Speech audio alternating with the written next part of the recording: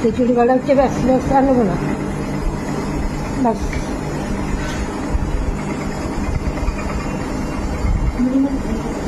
পটল ভাজা একটা দে, ব্যাস ব্যাস। বাড়া হচ্ছে এই আলু পোস্ত অল্প দে, আমি অতটা খেতে পারবো না।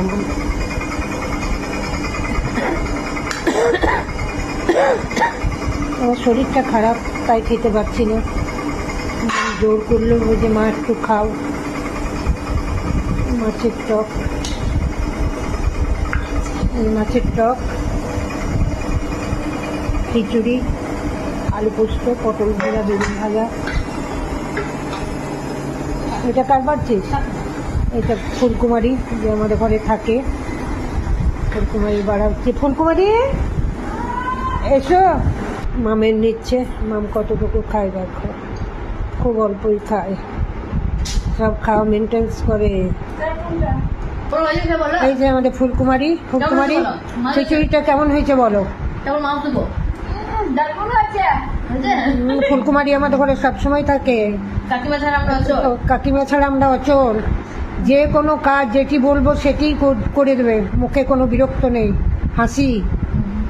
এমনকি পাহা তো ফুলকুমারী টিপে দেয়। আসছে ভোরবেলাতে 5টায়, আমরা তখন ঘুমাই, ও কাজ করে দিয়ে চলে যায়। ফুলকুমারী কেমন লাগলো খেতে?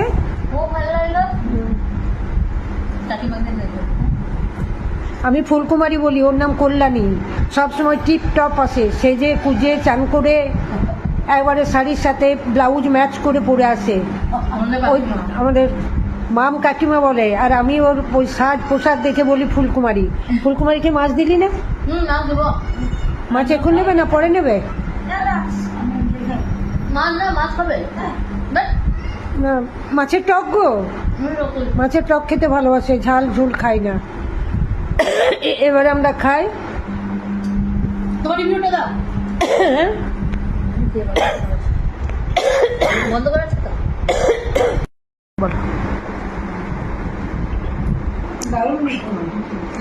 ভালো হয়েছে?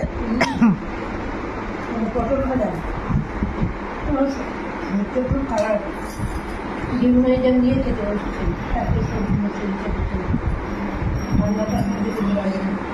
বৃষ্টি হচ্ছে। মাছের টক